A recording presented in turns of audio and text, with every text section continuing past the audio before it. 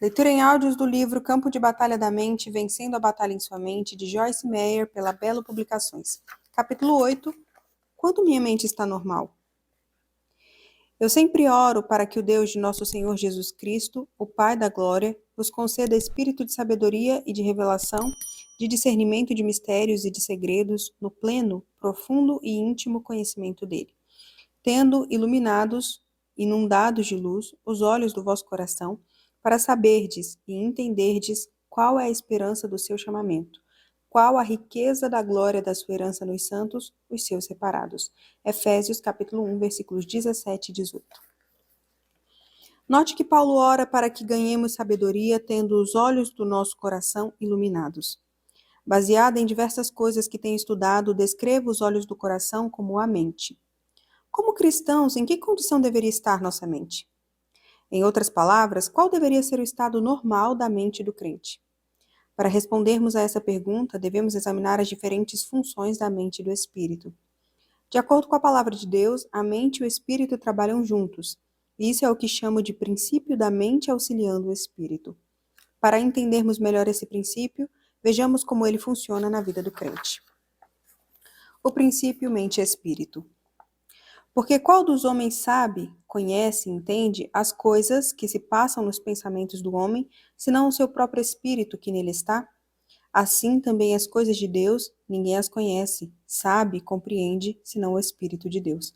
1 Coríntios 2, versículo 11. Quando uma pessoa recebe a Cristo como seu Salvador pessoal, o Espírito Santo vem morar nela. A Bíblia nos ensina que o Espírito Santo conhece a mente de Deus. Da mesma maneira que apenas o próprio Espírito dentro de uma pessoa é o único que conhece seus pensamentos, o Espírito de Deus é o único que conhece a mente de Deus. Uma vez que o Espírito Santo habita em nós e uma vez que ele conhece a mente de Deus, um dos seus propósitos é nos dar a conhecer a sabedoria e revelação de Deus. Essa sabedoria e essa revelação são concedidas ao nosso espírito e nosso espírito, então, ilumina os olhos do nosso coração, que é a mente. O Espírito Santo faz isso para que possamos entender, em um nível prático, o que está sendo ministrado a nós espiritualmente. Normal ou anormal? Como crentes, somos espirituais e somos também naturais. O natural nem sempre entende o espiritual, portanto, é vitalmente necessário que nossa mente seja iluminada no que diz respeito ao que está acontecendo em nosso espírito. O Espírito Santo deseja nos trazer esta iluminação, mas a mente frequentemente deixa de perceber o que o Espírito está tentando revelar, porque ela está muito ocupada. Uma mente muito ocupada é anormal. A mente é normal quando está em descanso, não vazia, mas em descanso. A mente não deveria estar cheia de questionamento, preocupação, ansiedade, medo e outras coisas como essas. Ela deveria estar calma, quieta e serena. À medida que avançarmos nessa segunda parte do livro, você observará diversas condições anormais da mente e, provavelmente, as reconhecerá como condições frequentes da sua própria mente. É importante entender que a mente precisa ser mantida na condição normal descrita neste capítulo. Compare-a com as condições usuais da nossa mente e você verá por que frequentemente temos tão pouca revelação do Espírito Santo e por que muito frequentemente sentimos falta de sabedoria e revelação. Lembre-se, o Espírito Santo tenta iluminar a mente do crente. O Espírito Santo dá a informação de Deus ao espírito da pessoa, e se o espírito e a mente estiverem se auxiliando mutuamente, então eles poderão andar em sabedoria e revelação. Mas, se a sua mente estiver muito ocupada, ela perderá o que o Senhor está tentando revelar-lhe, por meio do seu espírito. O sussurro tranquilo e suave. Disse-lhe Deus: Sai e põe-te neste monte perante o Senhor. Eis que passava o Senhor, e um grande e forte vento fendia os montes e despedaçava as penhas diante do Senhor. Porém, o Senhor não estava no vento. Depois do vento, um terremoto. Mas o Senhor não estava no terremoto. Depois do terremoto, um fogo. Mas o Senhor não estava no fogo. E depois do fogo, um cicio tranquilo e suave.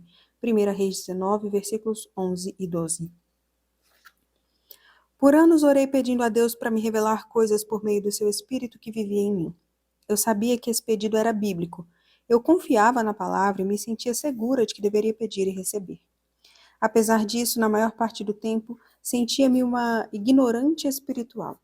Então, Aprendi que não estava recebendo muito do que o Espírito Santo desejava me revelar, simplesmente porque minha mente estava tão frenética e ocupada que eu estava perdendo a informação que me estava sendo oferecida.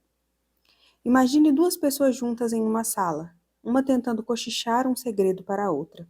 Se a sala estiver cheia de ruídos altos, embora a mensagem esteja sendo transmitida, aquela que está esperando pela informação secreta a perderá, simplesmente porque a sala está tão barulhenta que ela não pode ouvir. A menos que ela esteja prestando muita atenção, ela pode até nem mesmo perceber que alguém esteja lhe falando. A comunicação entre o Espírito de Deus e o nosso espírito se dá dessa forma. Os modos do Espírito Santo são gentis. Na maioria das vezes, ele fala conosco como fez com o profeta nessa passagem, em um cicio tranquilo e suave. Portanto, é vital que aprendamos a nos manter em uma condição propícia para ouvir. O Espírito e a mente. Que farei, pois? Orarei com o Espírito por meio do Espírito Santo que está dentro de mim, mas também orarei inteligentemente com a mente e com o entendimento. 1 Coríntios 14, 15. Talvez a melhor forma de entender este princípio da mente auxiliando o Espírito seja pensar sobre a oração. Nesse verso, o apóstolo Paulo disse que ele orava ambos com seu espírito e com a sua mente. Entendo o que Paulo está dizendo porque faço a mesma coisa. Frequentemente oro no espírito, em língua desconhecida. Depois de ter orado assim por algum tempo, frequentemente alguma coisa virá à minha mente para orar em inglês, minha própria língua. Creio que dessa forma a mente auxilia o espírito. Elas trabalham juntas para obter o conhecimento e a sabedoria de Deus para mim de uma forma que eu possa entender. Isso também funciona na outra direção. Há momentos em que quero orar, então me coloco à disposição de Deus para a oração.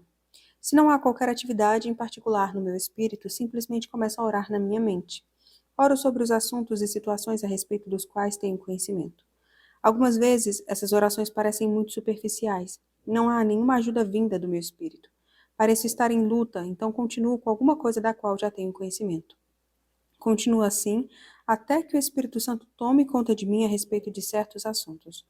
Quando ele faz isso, então sei que atingi um ponto sobre o qual ele quer orar, não apenas alguma coisa sobre o que estou orando. Dessa forma, minha mente e o meu espírito trabalham juntos, auxiliando um ao outro para o cumprimento da vontade de Deus. Línguas e interpretações. Pelo que, o que fala em outra língua desconhecida deve orar para ter o poder para que a possa interpretar e explicar o que ele diz. Porque se eu orar em outra língua desconhecida, o meu espírito, por meio do Espírito Santo que habita em mim, ora de fato, mas a minha mente fica infrutífera, não produz frutos nem ajuda ninguém. 1 Coríntios 14, versículos 13 e 14. Outro exemplo da maneira pela qual o espírito e a mente trabalham juntos é o dom de línguas com interpretação. Quando falo em línguas, minha mente fica infrutífera até que Deus me dê, ou a outra pessoa, a compreensão do que estou dizendo. Então, minha mente se torna frutífera. Por favor, lembre-se de que os dons não são línguas e tradução. Tradução é um relato da mensagem, palavra por palavra, enquanto na interpretação, a pessoa dá uma compreensão sobre o que uma outra disse, mas no estilo próprio do intérprete, expresso por intermédio de sua própria personalidade particular. Dou-lhe um exemplo. A irmã Maria pode levantar-se na igreja e dar uma mensagem em uma língua desconhecida. Isso veio do seu espírito, e nem ela nem ninguém mais sabe o que ela disse. Deus pode fazer com que eu entenda a mensagem, mas talvez de maneira geral. Quando me levanto em fé e começo a interpretar o que foi dito, faço a mensagem compreensível a todos, mas vem de mim na minha forma única de expressão. Orar no Espírito, em uma língua desconhecida, e interpretar essa língua desconhecida são formas maravilhosas para entender o princípio da mente auxiliando o Espírito. O Espírito está falando alguma coisa e a mente está dando o entendimento. Agora pense nisto. Se a irmã Maria falar em uma língua desconhecida e Deus estiver procurando alguém para trazer a interpretação, ele terá de me deixar de lado se a minha mente estiver em atividade frenética e ocupada para ouvir. Ainda que ele tente me dar a interpretação, não a receberei. Quando eu era jovem na fé e estava aprendendo sobre os dons espirituais, orava quase que exclusivamente em línguas. Depois de um tempo razoável, comecei a me sentir entediada com a minha vida de oração. Quando conversei com o Senhor sobre isso, ele me fez saber que eu estava entediada porque não tinha compreensão daquilo sobre o que estava orando. Embora perceba que nem sempre tenho de entender o que estou dizendo quando oro no Espírito, aprendi que esse tipo de oração está fora de equilíbrio e não é a mais frutífera se eu nunca tiver qualquer entendimento. Uma mente alerta e pacífica. Tu, Senhor, conservarás e guardarás em perfeita e constante paz aquele cujo propósito, ambos sua inclinação e caráter, é firme em ti, porque ele confia em ti. Descansa em ti e espera confiantemente em ti. Isaías 26:3. Espero que por meio desses exemplos você consiga ver prontamente que a sua mente e seu espírito certamente trabalham juntos. Portanto, é da mais alta importância que a sua mente seja mantida em uma condição normal, caso contrário, ela não pode auxiliar seu espírito. Satanás com certeza conhece esse fato, então ele ataca sua mente, deflagrando uma guerra contra você no campo de batalha da sua mente. Ele quer sobrecarregar e extenuar sua mente, enchendo-a com todo tipo de pensamentos errados, para que ela não esteja livre e disponível ao Espírito Santo, trabalhando por intermédio do seu próprio espírito humano. A mente deveria ser mantida em paz. Como nos diz o profeta Isaías, quando a mente está nas coisas certas, ela estará descansada. Ainda assim, a mente deveria estar alerta. Isso se torna impossível quando ela está carregada com coisas que ela nunca pretendeu carregar. Pense nisso. Quanto tempo sua mente está normal?